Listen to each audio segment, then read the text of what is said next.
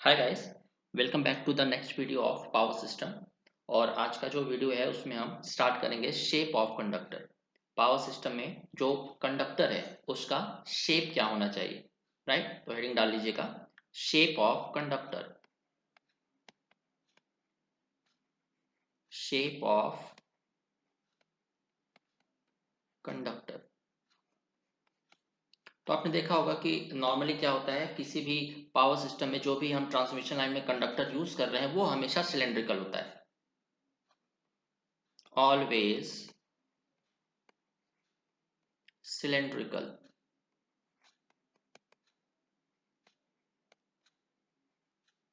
Why not any other shape?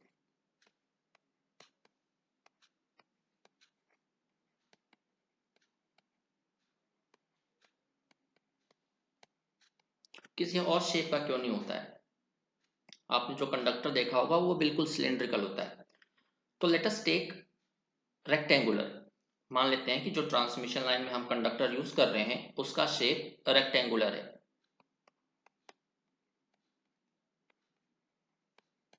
Late us take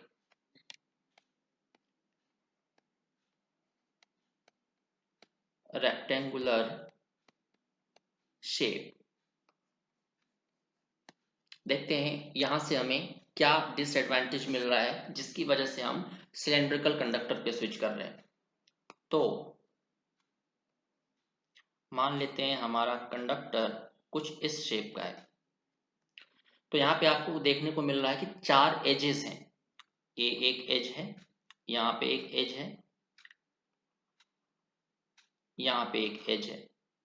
1 2 3 4। अब हम जानते हैं कि एजेस का जो एरिया है वो बहुत कम होता है, क्योंकि उसका जो कंस्ट्रक्शन है वो शार्प होता है। Area of the edges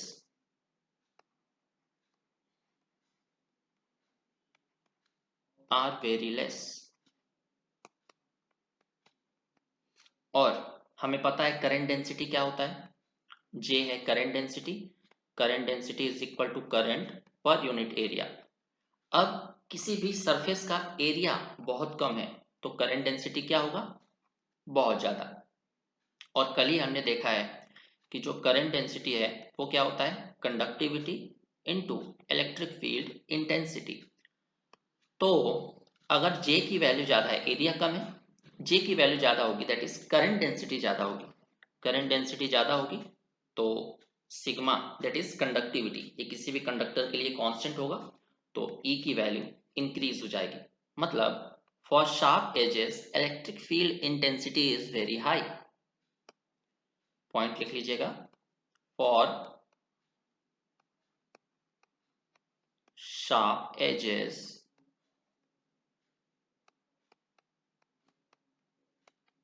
electric field intensity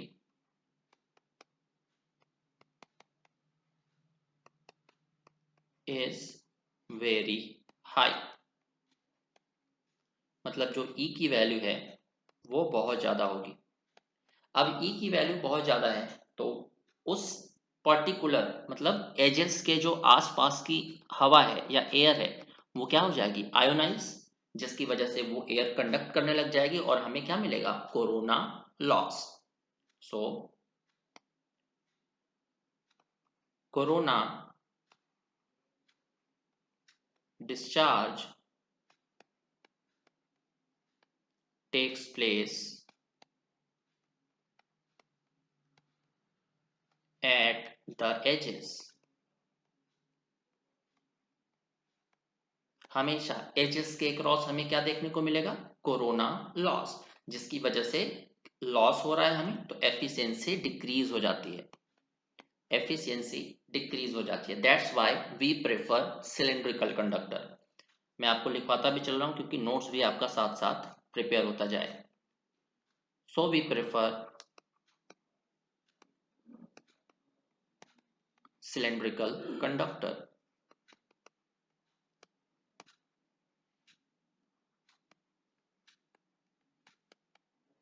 अब सिलेंड्रिकल कंडक्टर का शेप कैसा होता है, कुछ इस तरह से।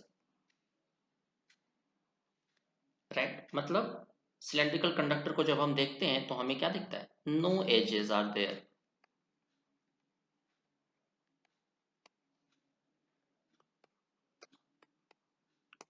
Right. That's why we prefer cylindrical conductor, और कोई और शेप का यानी कि ट्रायंगुलर, रेक्टेंगुलर, स्क्वायर, ये कोई कंडक्टर हम यूज नहीं करते हैं बिकॉज ऑफ द एजेस। क्योंकि ट्रायंगल में भी एजेस होते हैं, हर शेप में एजेस होते हैं, अगर आप सिलेंड्रिकल को हटा दो।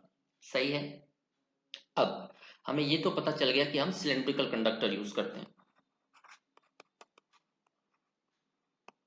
बट सिलेंड्रिकल कंडक्टर भी दो टाइप के होते हैं। पहला तो होता है हॉलो, यानी कि बीच से खोखला रहेगा। दूसरा होता है सॉलिड। तो विच वन टू प्रेफर, इन दोनों में से कौन सा आप यूज करोगे?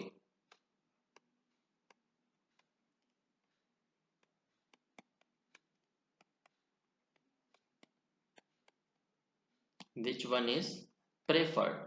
तो चलिए हम देख लेते हैं, हॉलो कंडक्टर यूज करेंगे तो क्या होगा, सॉलिड कंडक्टर यूज करेंगे तो क्या होगा।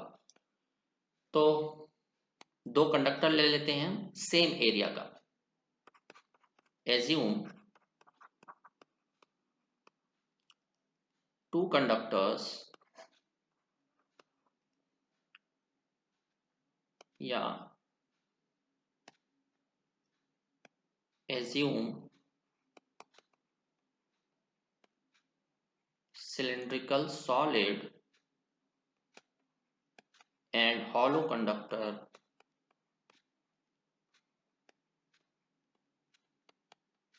of same area, right. दो कंडक्टर हम एज्यूम करते हैं, ये है सॉलिड कंडक्टर, ये पूरा सॉलिड है, और यहाँ पे हम कंसीडर कर लेते हैं हॉलो। हॉलो मतलब अंदर से खोखला।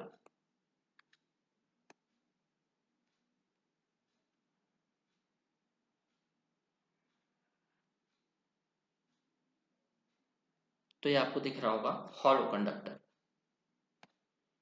ये है सॉलिड, ये है हॉलो। सॉलिड कंडक्टर की जो रेडियस है वो मान लेते हैं हम कैपिटल आर है। हॉलो कंडक्टर की दो रेडियस बनेगी, एक तो इनर सरफेस का, ये मान लेते हैं स्मॉल आर, और एक बनेगा आउटर सरफेस का, तो ये मान लेते हैं आर, क्योंकि आर हमने सॉलिड में ले लिया है तो इसको R1 मान लीजिए, राइट। दोनों का एरिया बिल्कुल सेम है, कोई डिफरेंस नहीं है। अब एरिया ऑफ सॉलिड सिलेंडर क्या हो जाएगा, या एरिया ऑफ, अगर हम टॉप व्यू से देखते हैं तो हमें ये सर्कल दिखाई दे रहा है, तो इसका जो एरिया है वो क्या हो जाएगा, पाई आर स्क्वायर। अब इसका एरिया बताइए क्या हो जाएगा, पाई R1 square minus pi R1 square में से हम पाई स्मॉल आर स्क्वायर ये माइनस कर देते हैं, तो हमें इस पूरे कंडक्टर का एरिया मिल जाएगा, राइट। अब ये दोनों एरिया बराबर हैं, तो आप एक काम करिए, पाई से पाई कैंसिल आउट हो गया, हमें क्या मिला, r square is equal to R1 square minus r square. तो R1 की वैल्यू यहां से निकालिए, R1 स्क्वायर क्या हो जाएगा, r square plus r square, तो R1 is equal to under root R1 का स्क्वायर प्लस आर का स्क्वायर। तो यहां से आपको देख के क्या पता चल रहा है कि कौन सा रेडियस ज्यादा बड़ा है। जो R1 है वो हॉलो सिलेंडर का रेडियस है, और जो जो R है वो सॉलिड कंडक्टर का रेडियस है। मतलब यहां से हमें ये पता चल रहा है कि R1 की वैल्यू बड़ी है R से, राइट। अब R1 क्या है, हमारा हॉलो कंडक्टर का रेडियस, मतलब सेम एरिया के लिए जो हॉलो कंडक्टर का रेडियस होगा वो ज्यादा होगा with respect to the solid conductor. अब कल हमने क्या देखा था, यहां से एक टर्म लिख लीजिएगा ताकि आपको याद रहे। तो radius of hollow conductor is greater than radius of solid conductor। ये सिर्फ वैलिड है जब दोनों का एरिया सेम हो, फॉर सेम एरिया।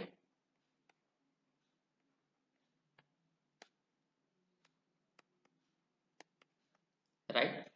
अब एक चीज देखिएगा, मैंने आपको कल ही बताया था कि जो इलेक्ट्रिक फील्ड है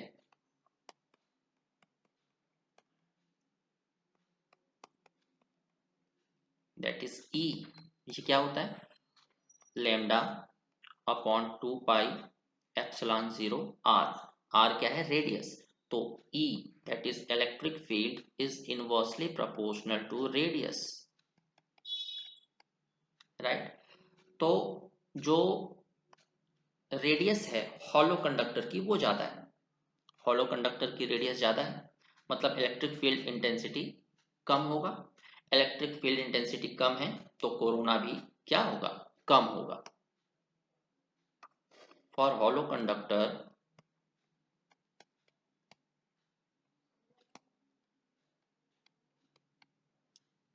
E is less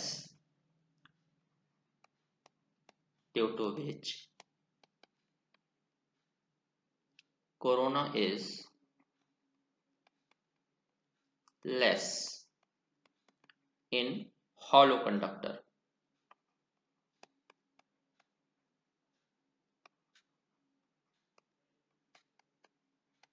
राइट। अब एक सिंगल स्ट्रैंड की बात करते हैं, सिंगल स्ट्रैंड की। ये आई होप ये आपको पॉइंट क्लियर होगा, इसको स्टार बना के लिख लीजिएगा। अब अगर हम सिंगल स्ट्रैंड की बात करें, मान लेते हैं हमारे पास एक सिंगल स्ट्रैंड है, मतलब एक कंडक्टर है, ये एक हमारे पास एक कंडक्टर है, तो इसमें हमें क्या देखने को मिलता है, स्किन इफेक्ट। तो हम देखते हैं कि स्किन इफेक्ट क्या होता है। What is skin effect?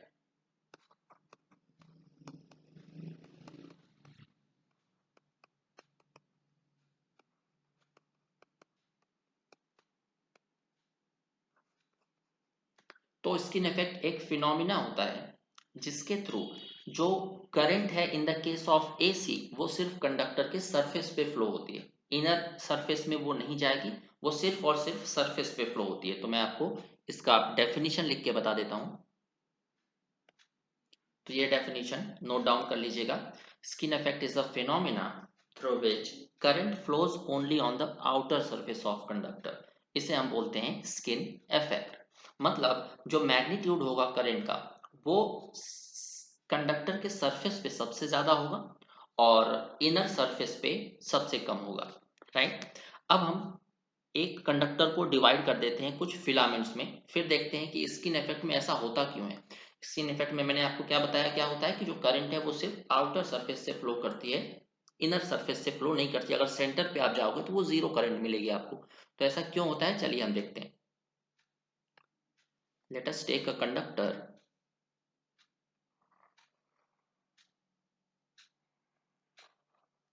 और इस कंडक्टर को हम डिवाइड कर देते हैं कुछ फिलामेंट्स में, मतलब पार्ट्स में डिवाइड कर देते हैं।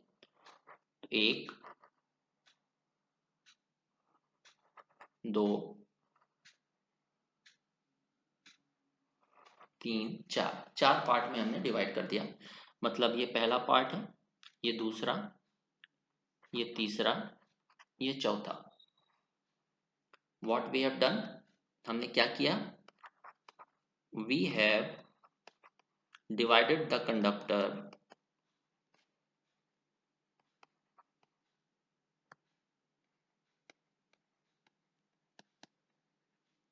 in four parts known as filament।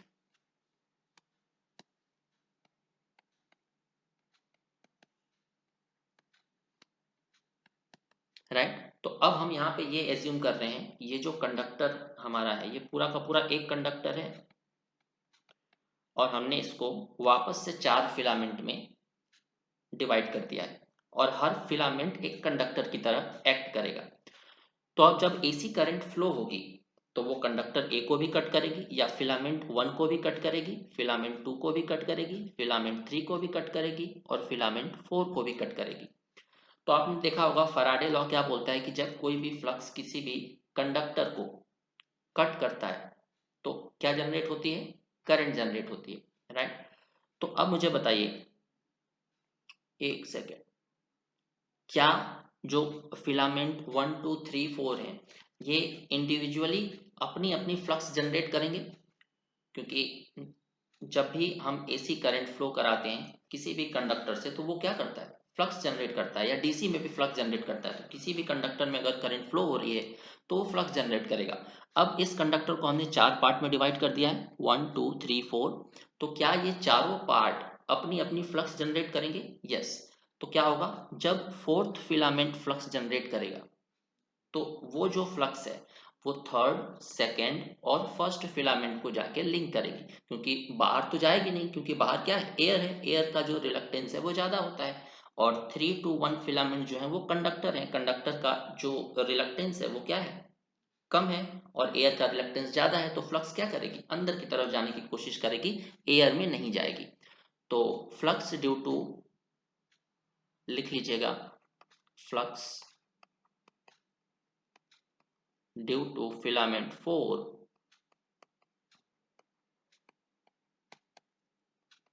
links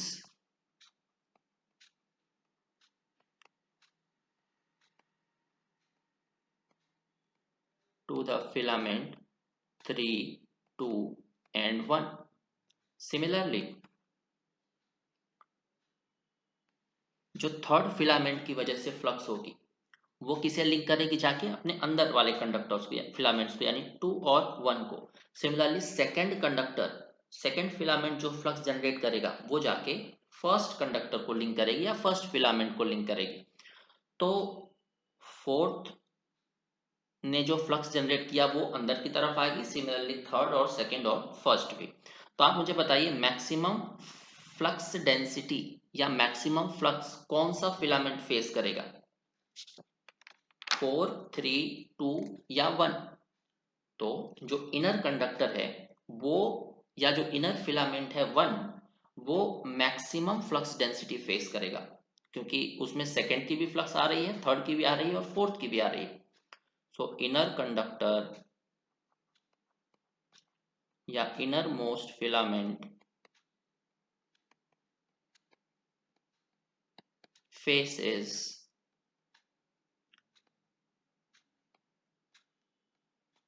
highest flux density। और लोवेस्ट फ्लक्स डेंसिटी कौन फेस करेगा, 4, क्योंकि 4 में खुद की ही फ्लक्स आ रही है, बाकी कोई फ्लक्स उससे लिंक नहीं कर रही है, राइट। तो आउटर फिलामेंट, यहाँ पे इनर फिलामेंट ब्रैकेट में 1 लिख लीजिएगा। इसको आप कितने भी फिलामेंट्स में कर सकते हो, मैंने 4 का एग्जांपल लिया है। Outer filament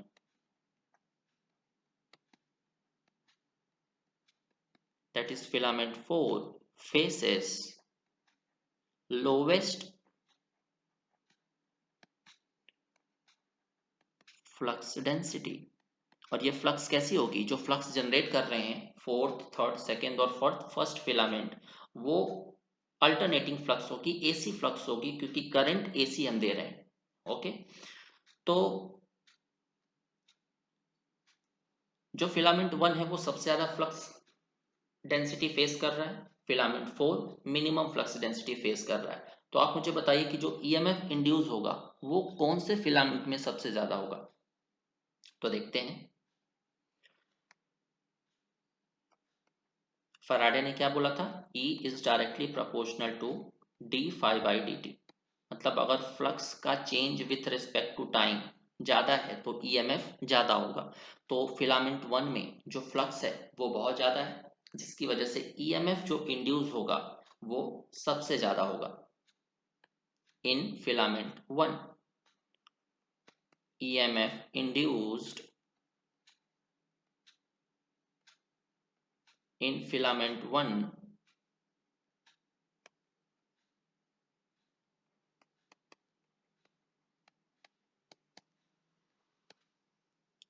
is maximum. Similarly, EMF induced in filament 4 is minimum, क्योंकि फ्लक्स डेंसिटी क्या है, वो मिनिमम है.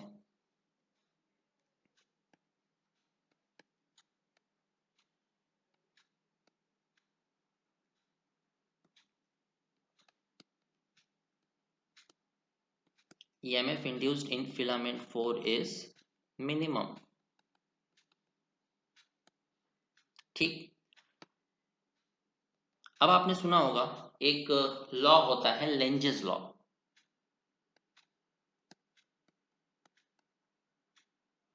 लेंजेस लॉ क्या बोलता है कि इफेक्ट हमेशा कॉज को अपोज करता है. यहां पे इफेक्ट क्या है और कॉज क्या है.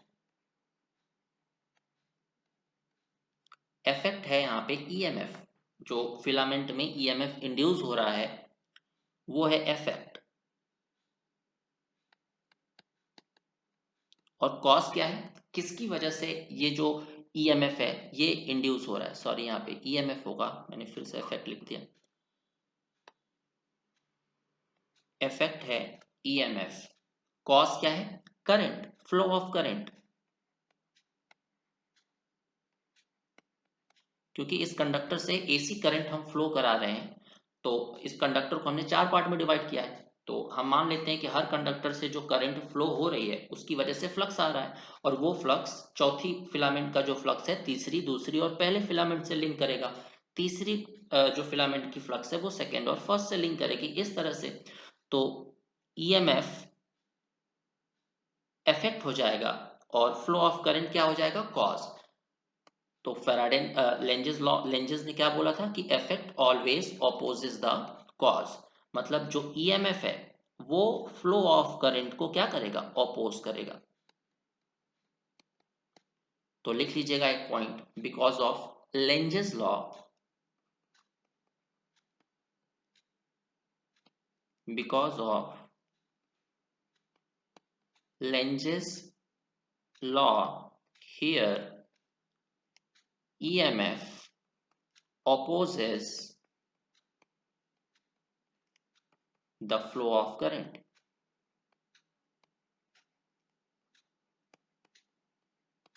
EMF हमेशा फ्लो ऑफ करंट को क्या करेगा, ऑपोज करेगा.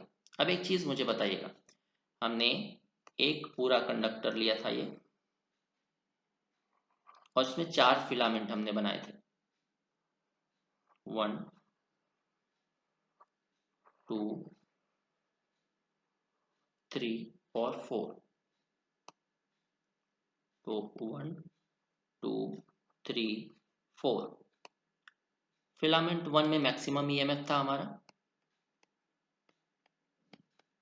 फिलामेंट 1 में क्या था, मैक्सिमम ईएमएफ.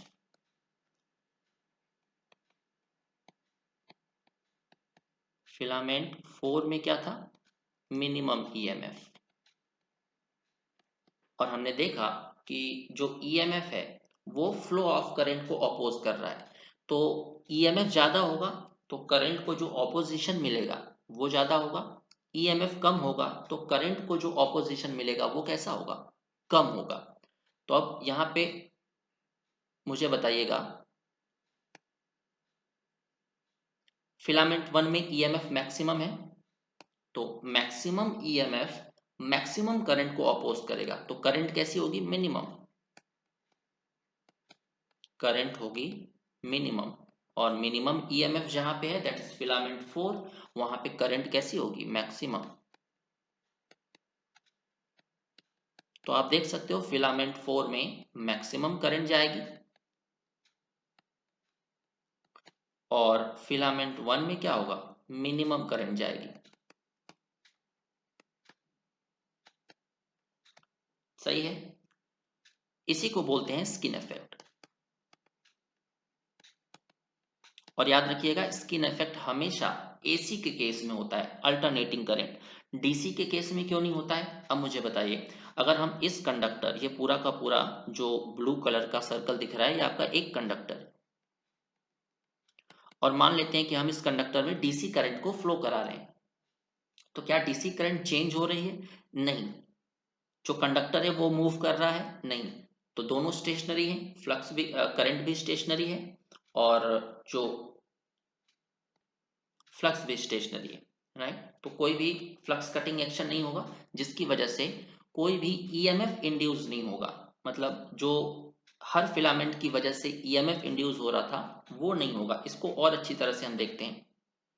आई होप यहाँ तक आपको समझ में आ गया होगा। अब इसे हम स्किन इफेक्ट क्यों बोलते हैं? तो आपने देखा होगा ह्यूमन की जो स्किन है वो सबसे जो आउटर ऑर्गन होता है वो होती है। सिमिलरली इसी तरह से जो कंडक्टर का आउटर सरफेस है वो एक तरह से वो कंडक्टर का स्किन है, इसीलिए इसे स्किन इफेक्ट बोला जाता है। और ये सिर्फ एसी में होता है, डीसी में नहीं होता है। इसको थोड़ा सा और समझते हैं। एक टर्म आपने सुना होगा, स्किन डेप्थ। स्किन डेप्थ क्या होता है? चलिए इसे थोड़ा सा देखते हैं। What is skin depth?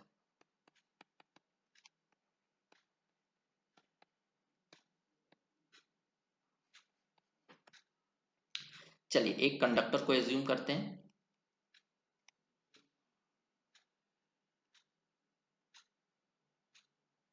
ये एक कंडक्टर है। मान लेते हैं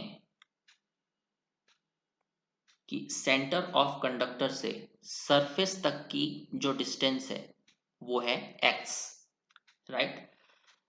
तो अगर ये रेडियस आर है हमारा, तो सेंटर पे जो एक्स की वैल्यू होगी वो कितनी होगी? Capital R. और सरफेस पे जो एक्स की वैल्यू होगी वो हो जाएगी 0।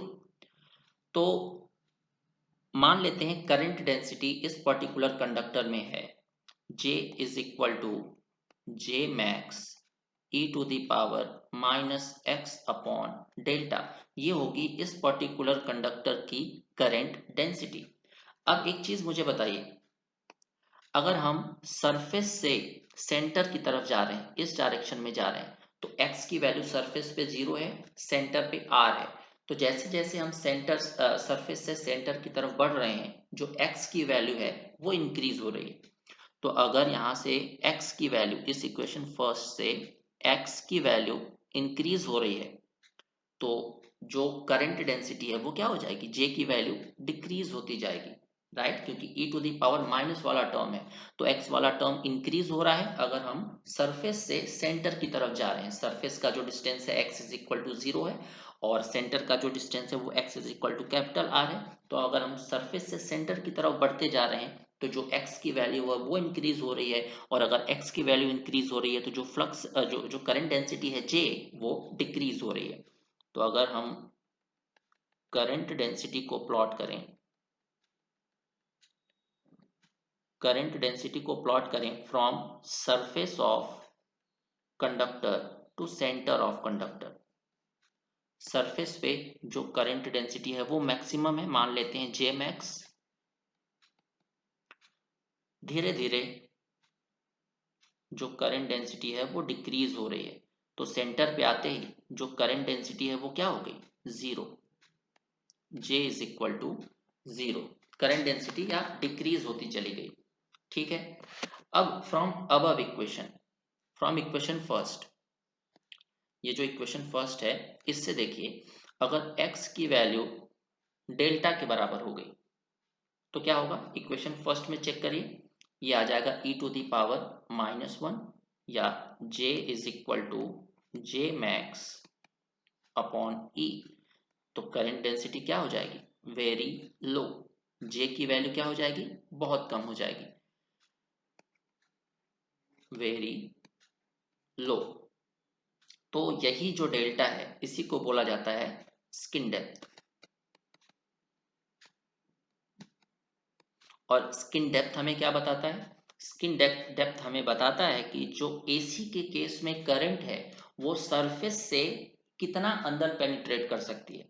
मैंने आपको क्या बताया था कि जो करंट है वो ज़्यादा से ज़्यादा सरफेस पे फ्लो होती रहती है अगर हम आइडियली बात करें। बट प्रैक्टिकली क्या होता है? सरफेस पे सबसे ज़्यादा करंट होगी, बट जैसे जैसे हम अंदर की तरफ जाते जाएंगे जो करंट डेंसिटी है वो डिक्रीज होती जाती है। तो कितने मैक्सिमम कितने डिस्टेंस तक करंट प्रेजेंट है वो हमें बताता है स्किन डेप्थ, राइट। मान लीजिए इस पॉइंट पे करंट मैक्सिमम है, और इस पॉइंट तक आके करंट जीरो हो चुकी है, मतलब इतने डिस्टेंस पे करंट प्रेजेंट है। तो ये हमें बताएगा स्किन डेप्थ कि कितना अंदर तक करंट पेनिट्रेट कर पा रही है। तो इसका मैं डेफिनेशन लिखवा देता हूं आपको। स्किन डेप्थ का डेफिनेशन लिखिएगा। Skin depth represent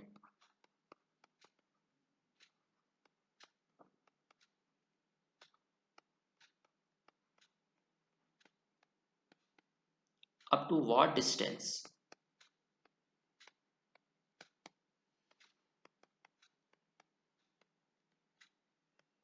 inside the conductor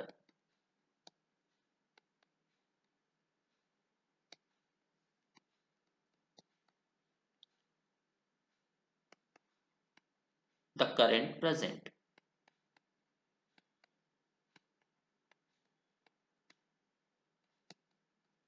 right.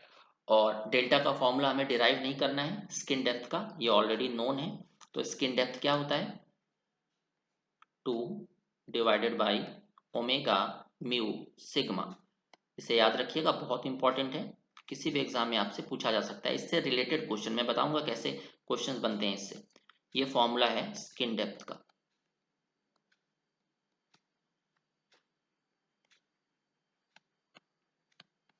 Right. जहां पे ओमेगा है आपका एंगुलर फ्रीक्वेंसी, जिसे 2 पाई एफ आप बोलते हो।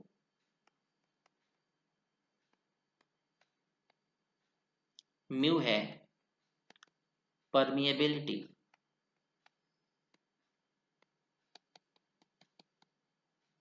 सिग्मा है कंडक्टिविटी।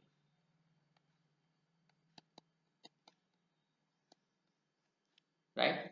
अब आइडियल कंडक्टर के लिए क्या होगा, अगर हम आइडियल कंडक्टर की बात करें तो जो स्किन डेप्थ है वो कितना हो जाएगा बताइए, इनफाइनाइट। यानी कि सॉरी, जो सिग्मा होगा वो क्या होगा, इनफाइनाइट। अगर हम आइडियल कंडक्टर की बात करें, आइडियल कंडक्टर, तो आपने सुना होगा आइडियल कंडक्टर का जो रेजिस्टेंस है वो क्या होता है, जीरो। अगर रेजिस्टिविटी या रेजिस्टिविटी क्या होता है, जीरो।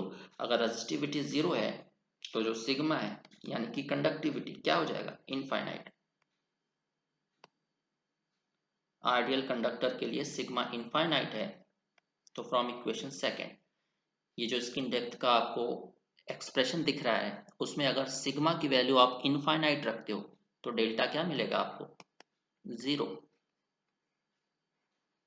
स्किन डेप्थ जीरो है, इसका मतलब no penetration of current, no penetration of current. यानी कि अगर ये कोई कंडक्टर है तो करंट जो है स्ट्रिक्टली सिर्फ और सिर्फ सरफेस पे होगी,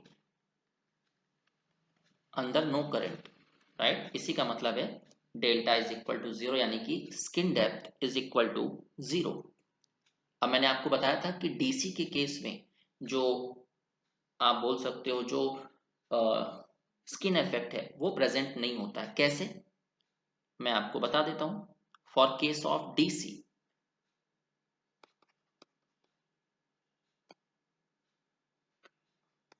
for the case of DC, DC के केस में मुझे बताइए फ्रीक्वेंसी क्या होती है, जीरो। तो ओमेगा क्या होता है, 2 पाई एफ। फ्रीक्वेंसी जीरो मतलब omega is equal to zero. अब इक्वेशन सेकेंड में ओमेगा की वैल्यू अगर हम जीरो रखते हैं तो डेल्टा हमें क्या मिल जाता है, इनफाइनाइट। इसका मतलब the current is uniformly distributed through out the conductor. Penetration जो है वो इनफाइनाइट है बिल्कुल, मतलब अंदर तक पेनिट्रेशन हो रहा है। तो current is uniformly distributed throughout the conductor।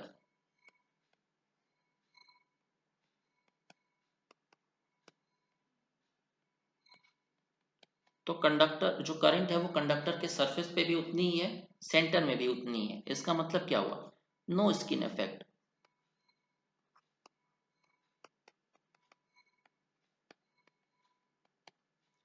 Skin effect बिल्कुल भी नहीं होगा, राइट। अब इफेक्ट ऑफ स्किन इफेक्ट या advantages and disadvantages of skin effect देखते हैं।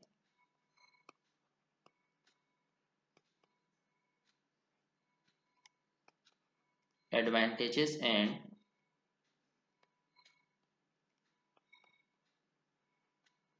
disadvantages of skin effect।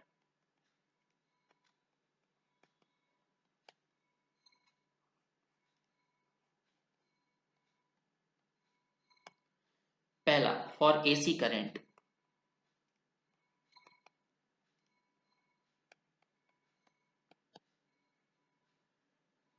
AC current के लिए जो रेजिस्टेंस है वो क्या हो जाएगा, rho L upon area in the case of AC. DC current के लिए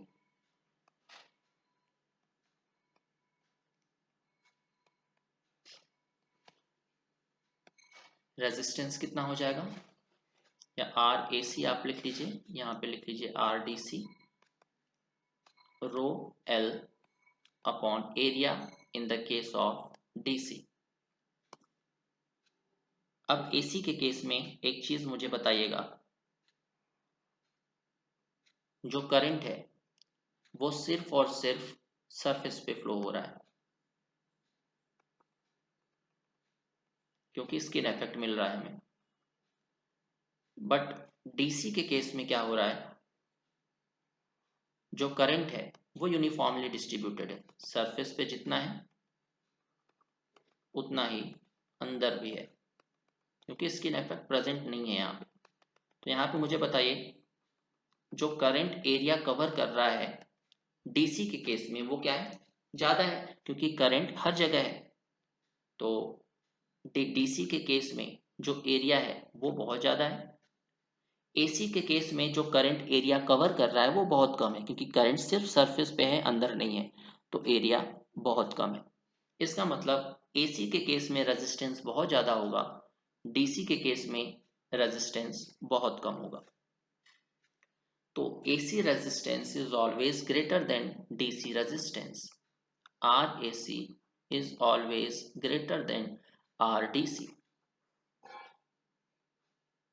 और रेजिस्टेंस अगर ज्यादा है तो लॉस क्या होगा, ज्यादा होगा, राइट। तो ये एक डिसएडवांटेज है स्किन इफेक्ट का, कि लॉस बहुत ज्यादा होता है, क्योंकि AC रेजिस्टेंस हमेशा ज्यादा होता है DC रेजिस्टेंस से।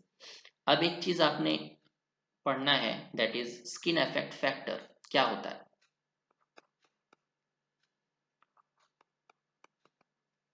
स्किन इफेक्ट फैक्टर, जिसे हम रिप्रेजेंट करते हैं के से।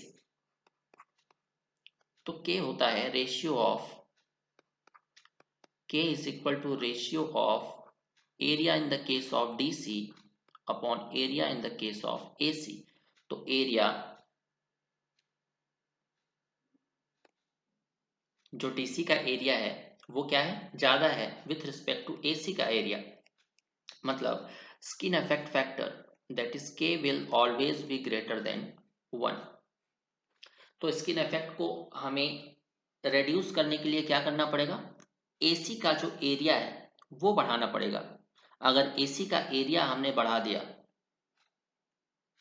तो के की वैल्यू कम हो जाएगी, ठीक। एसी का एरिया हम बढ़ा रहे हैं, एसी का एरिया बढ़ा रहे हैं मतलब करंट को यूनिफॉर्मली डिस्ट्रीब्यूट करने की कोशिश कर रहे हैं, मतलब करंट पूरे कंडक्टर के एरिया को कवर करनी चाहिए, मतलब area in the case of AC बढ़ना चाहिए, तो के की वैल्यू डिक्रीज होना चाहिए, ठीक।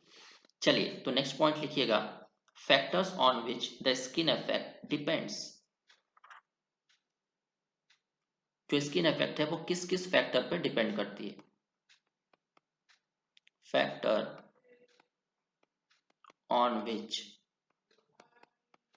Skin effect depends.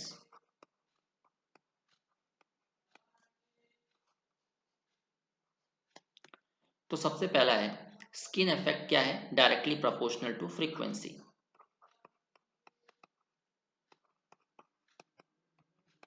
Skin effect is directly proportional to frequency, क्योंकि आपको याद है हमने डेल्टा की value that is skin depth की वैल्यू क्या निकाली थी? डेल्टा की वैल्यू हमने निकाली थी √2 divided by omega mu sigma.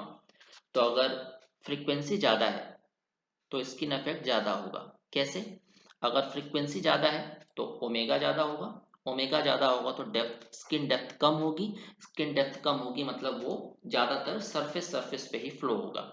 इसका मतलब स्किन इफेक्ट प्रेजेंट है। तो फ्रीक्वेंसी अगर हमने ज़्यादा रखा है तो स्किन इफेक्ट ज़्यादा होगा। Second, skin effect is inversely proportional to delta, मतलब स्किन डेप्थ। अगर स्किन डेप्थ ज़्यादा है तो स्किन इफेक्ट क्या होगा? कम होगा। स्किन डेप्थ ज़्यादा है मतलब करंट सेंटर तक पहुंच रहा है, यूनिफॉर्मली डिस्ट्रीब्यूट हो रहा है, मतलब स्किन इफेक्ट नहीं है। डेल्टा ज़्यादा है, स्किन इफेक्ट कम हो जाएगा। तीसरा, स्किन इफेक्ट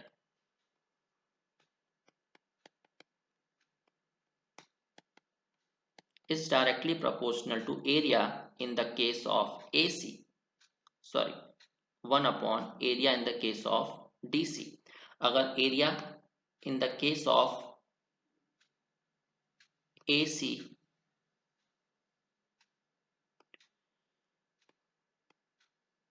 हम इंक्रीज कर रहे हैं तो स्किन इफेक्ट क्या हो जाएगा? डिक्रीज हो जाएगा। अब fourth point, skin effect is directly proportional to sigma. Sigma यानी कि कंडक्टिविटी। तो सिग्मा अगर ज़्यादा है तो स्किन इफेक्ट ज़्यादा होगा, क्योंकि सिग्मा अगर ज़्यादा है तो स्किन डेप्थ कम होगा। स्किन डेप्थ कम है मतलब स्किन इफेक्ट प्रेजेंट है। जो लास्ट है दैट इज फिफ्थ पॉइंट, वो क्या है? Skin effect is directly proportional to mu, that is permeability. तो अगर म्यू ज़्यादा है, परमिएबिलिटी ज़्यादा है तो स्किन इफेक्ट ज़्यादा होगा। कैसे? इस फॉर्मूले से आई, म्यू अगर ज़्यादा है तो डेल्टा कम होगा, और डेल्टा कम होगा तो स्किन इफेक्ट ज़्यादा होगा, इस पर्टिकुलर एक्सप्रेशन से। तो ये था complete information on skin effect. तो ये आपको समझ में आया होगा।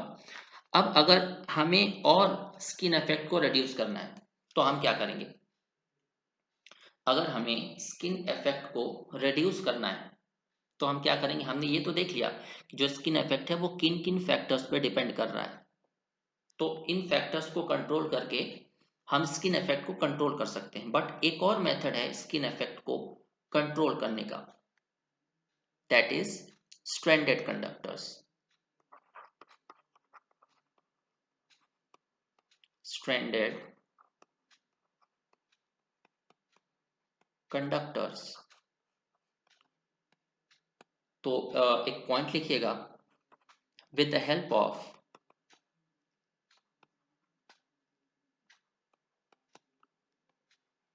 Stranded conductors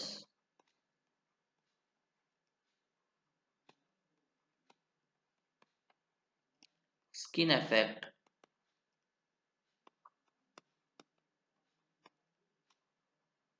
can be reduced further।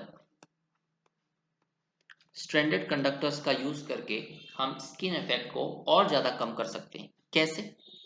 पहले हम क्या कर रहे थे? एक कंडक्टर यूज कर रहे थे कुछ इस तरह का,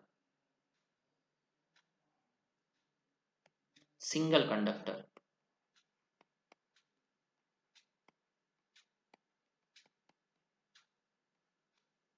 अब हम बात करते हैं स्ट्रैंडेड कंडक्टर की। तो स्ट्रैंडेड कंडक्टर में क्या होगा? छोटे छोटे बहुत सारे कंडक्टर्स हम एक साथ बंडल कर देते हैं या प्लेस कर देते हैं।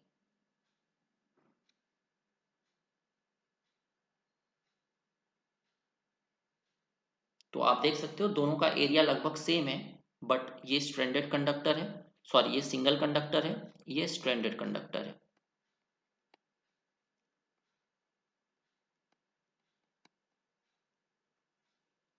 यहाँ हम कितने कंडक्टर्स यूज कर रहे हैं?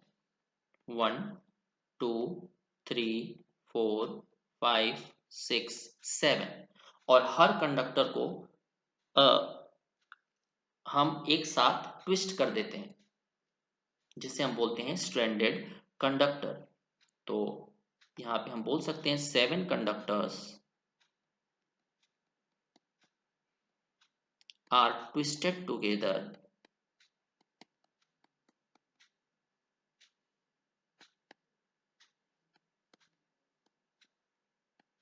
to form stranded conductor।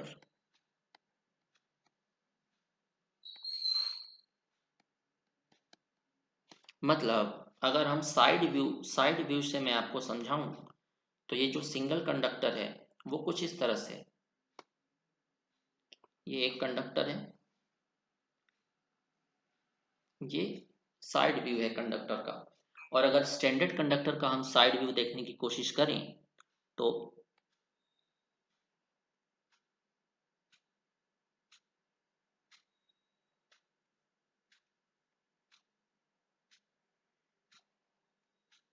कुछ इस तरह का कंडक्टर हमें दिखेगा, ट्विस्टेड रहेगा एक दूसरे के साथ, राइट। तो 7 कंडक्टर आप बना सकते हो ऐसे।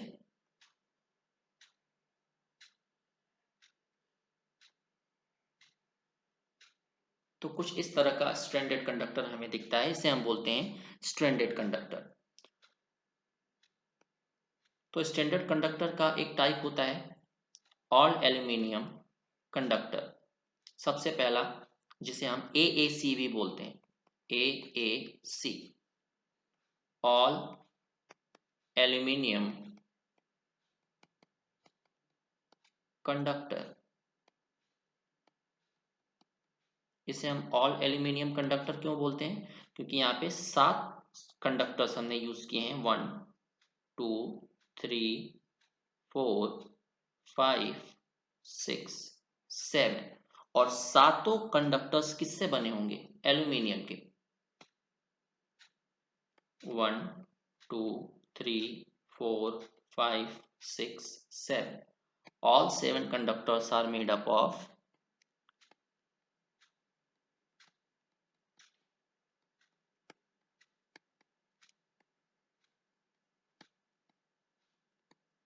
एल्यूमिनियम। इसीलिए हम इसे ऑल एल्यूमिनियम कंडक्टर बोलते हैं इस स्ट्रैंडेड कंडक्टर को, राइट। अब हम देखते हैं कि स्किन इफेक्ट कैसे रिड्यूस हो रहा है इस कंडक्टर को, यानी कि स्ट्रैंडेड कंडक्टर को यूज करने की वजह से। तो चलिए देखते हैं, एक एग्जांपल लेते हैं स्ट्रैंडेड कंडक्टर का।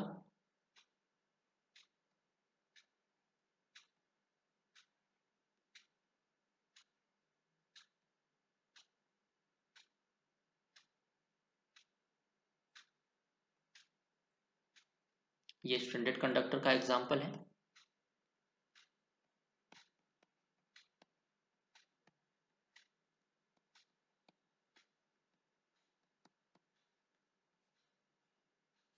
और यहाँ पे ले लीजिए सॉलिड कंडक्टर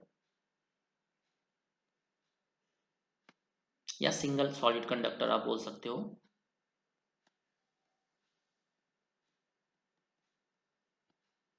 तो अगर इन दोनों कंडक्टर का मान लेते हैं, दोनों कंडक्टर का जो एरिया है वो सेम है, यानी कि जो रेडियस है वो सेम है, स्किन इफेक्ट इज प्रेजेंट।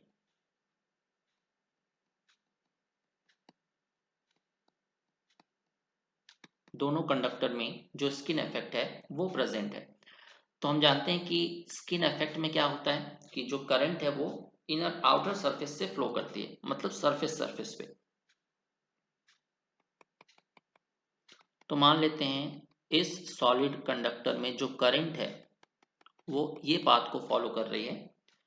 और स्टैंडर्ड कंडक्टर के केस में आप क्या देख सकते हो कि आपके पास 7 अलग अलग कंडक्टर्स हैं, तो हर कंडक्टर के आउटर सरफेस पे करंट प्रेजेंट होगी।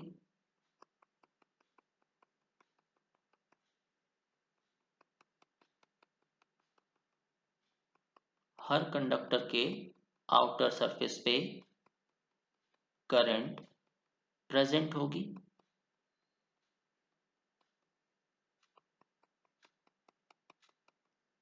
राइट, तो आप यहां से देख सकते हो कि रेड वाला पोर्शन जो है वो करंट को रिप्रेजेंट कर रहा है।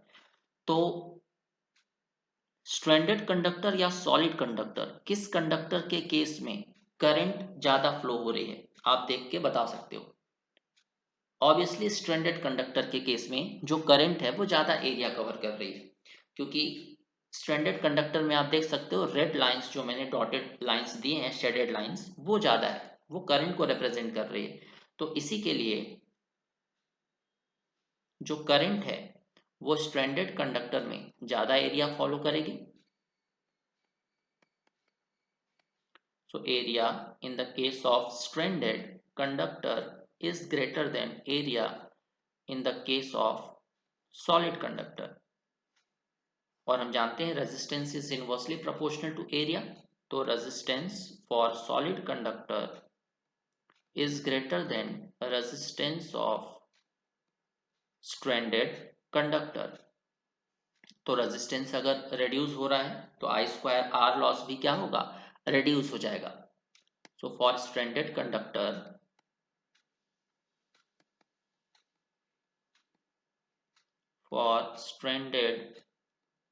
conductor resistance is decreased, due to which I square R loss decrease, due to which efficiency will increase। दूसरा जो एडवांटेज है स्ट्रैंडेड कंडक्टर का वो क्या है कि ये फ्लेक्सिबल होता है। आप अगर एक वायर ले लो किसी भी एक सॉलिड कंडक्टर का, वो अगर आप उसको बेंड करोगे तो वो टूट सकता है, बट अगर आपने 6-7 वायर को एक साथ ट्विस्ट किया हुआ है तो वो फ्लेक्सिबल हो जाता है। तो नेक्स्ट पॉइंट लिखिएगा, स्ट्रैंडेड कंडक्टर्स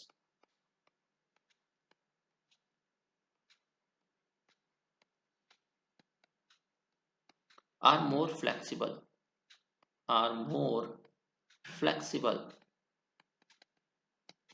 तो इससे हमें क्या फायदा है, अगर जो कंडक्टर्स है वो फ्लेक्सिबल है, ट्रांसपोर्टेशन इजी हो जाता है।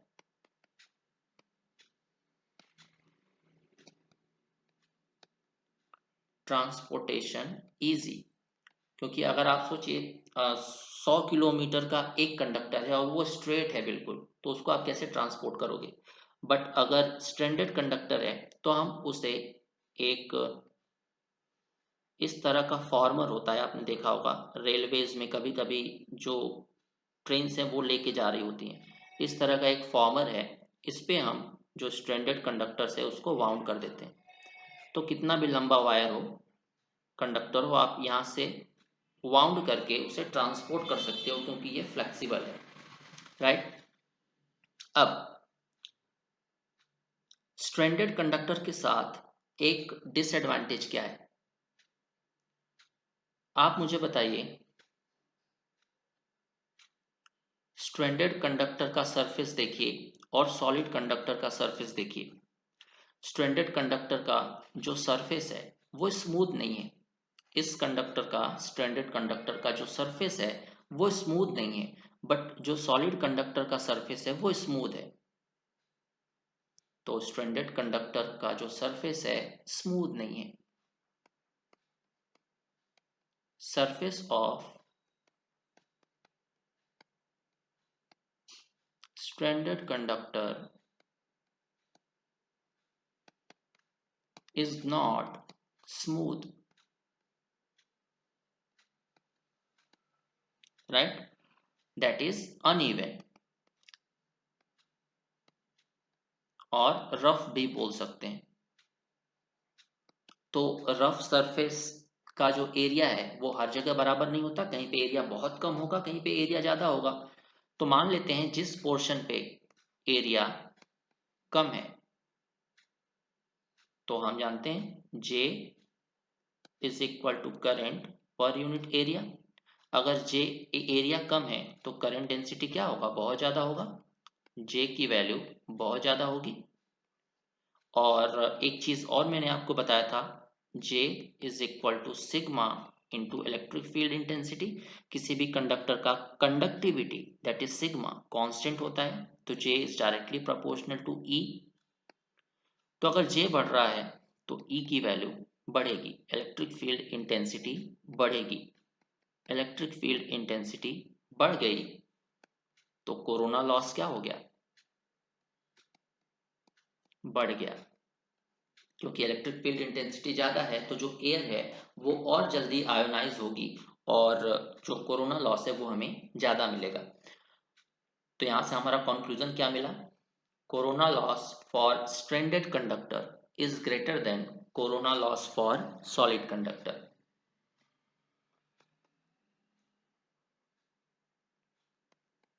Corona loss for stranded conductor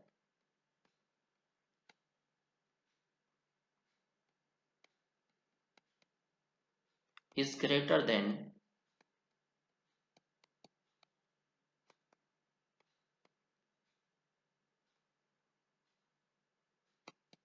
corona loss for solid conductors। मतलब corona in the case of stranded is greater than corona in the case of solid। ये याद रखिएगा, एग्जाम में बहुत पूछा जाता है।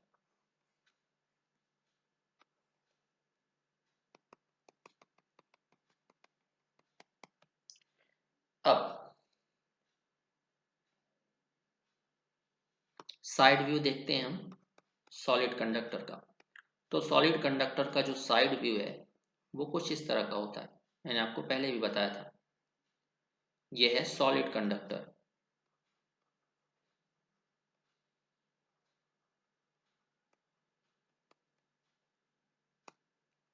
और स्ट्रैंडेड कंडक्टर कुछ इस तरह का होता है।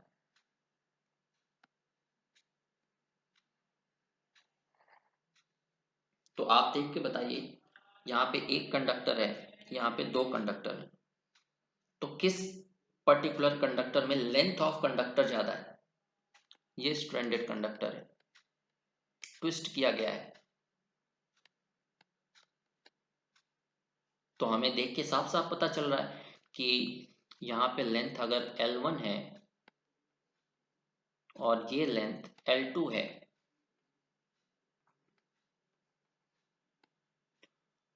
तो अगर ये दोनों जो लेंथ है वो सेम है, L1 बराबर L2, तो यहाँ पे दो कंडक्टर्स यूज किए हैं हमने 1 और 2, तो ये एक पर्टिकुलर कंडक्टर का जो लेंथ है वो ज्यादा होगा L1 से, right. So the length of conductor 1 and conductor 2 individually is greater than the length of solid conductor. तो अब एक चीज मुझे बताइएगा, हमने पढ़ा हुआ है कि R is equal to rho L upon A, तो resistance is directly proportional to length. अगर लेंथ ज्यादा है तो रेजिस्टेंस ज्यादा होगा, ठीक। अब यहां से स्ट्रैंडेड कंडक्टर के केस में हमने देखा, ये है for stranded conductor, for stranded conductor. But हमने ये भी देखा था कि स्ट्रैंडेड कंडक्टर के केस में जो स्किन इफेक्ट है वो डिक्रीज हो रहा था, स्किन इफेक्ट डिक्रीज हो रहा था, मतलब रेजिस्टेंस डिक्रीज हो रहा था फॉर स्ट्रैंडेड कंडक्टर। ये भी किसके लिए है, फॉर स्ट्रैंडेड कंडक्टर।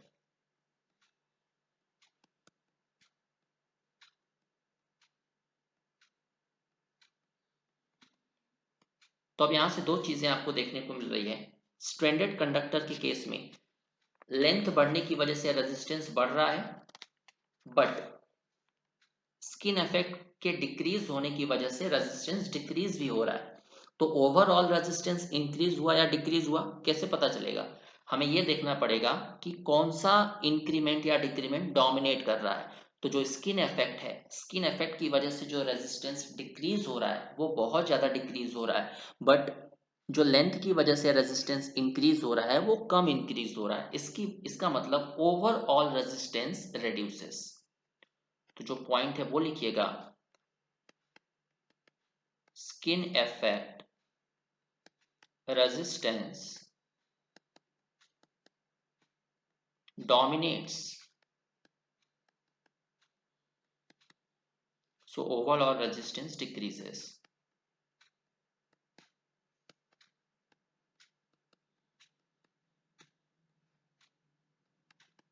तो स्किन इफेक्ट का, सॉरी, जो स्ट्रैंडेड कंडक्टर है उसका ओवरऑल जो रेजिस्टेंस है वो क्या होता है, डिक्रीज होता है।